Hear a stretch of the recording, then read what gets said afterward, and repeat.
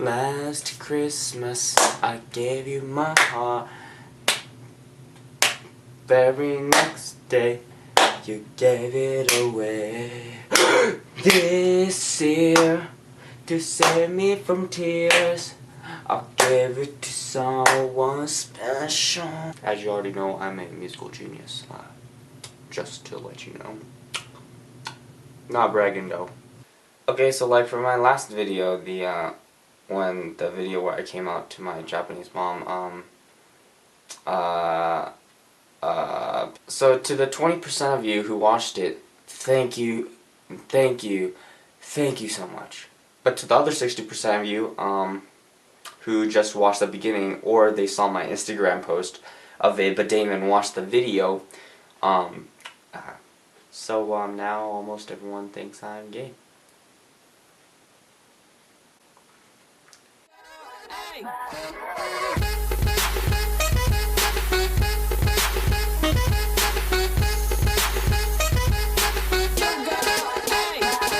So this is kind of a long story, and so it's gonna go a couple episodes long, and I'm gonna keep the characters and the stories kind of vague, or the characters and places kind of vague, so like when people do find out about my real self, they won't know like exactly like who I'm talking about in these videos and stuff like that. From here on out though, it gonna get juicy.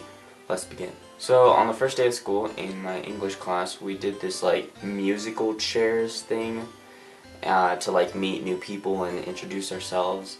I met some cool people, but one girl that I ran into, her name was let's call her Josephine. So I introduced myself, and it was kind of weird because this was actually the first time I was talking in my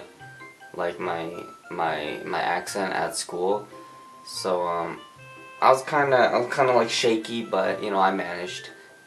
It's really weird to think that I've been faking an accent and personality and lying to counselors, teachers, and you know, all my peers, and like for a whole semester, and only a couple people have found out. I'll tell you about that as the story goes on.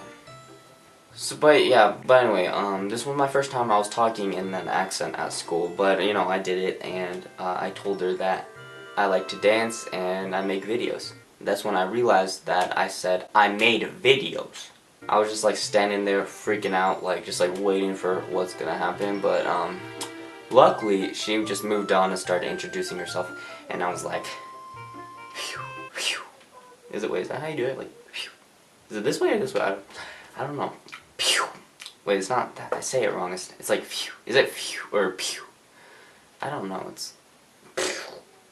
Yeah. So another person I talked to was a guy named, let's call him Ned. Ned was very polite, and he seemed very interested in, you know, where I was from and stuff. So, but yeah, he was a really nice guy. So fast forward into the future, we have a school dance. I talked about that dance in HSD episode 2, so yeah, you should probably go watch that now. You know, HSD kind of sounds like a disease. I should probably not say that anymore. But yeah, I highly recommend to watch this series in order. So start from 1, 2, 3, and then I think it's 5 for some reason, and then 4, and then 6. But yeah, watch it in order. It'll make a lot more sense. So at the school dance, I met a lot of people. I danced in a circle, and you know, everyone kind of knew me. I was pretty cool. But one thing I noticed is I saw Josephine a lot. Like I would walk by, and she would do like that cool glance back thing.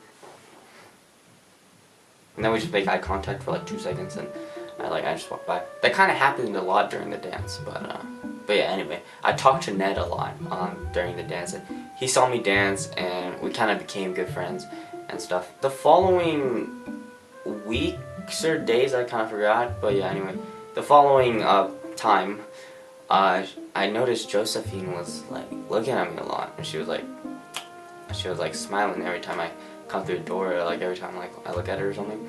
I started to get curious, so I was like observing them from a distance, and I saw that, you know, Josephine and Ned were kind of good friends. After school one day, I ran into Ned, and he found out I didn't have a locker, you know, to put books and stuff like that.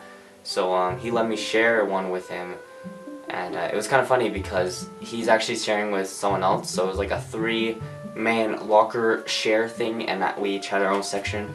And it was kind of cool. He asked for my phone number so he can text me the locker code, and so I gave him it. And then that weekend we started like talking, like texting and stuff, and we got into this really long conversation. And then all of a sudden we just like started talking about Josephine. He asked me if I like her, and you know, remember I'm like a Japanese, you know, I'm a person that just came from Japan.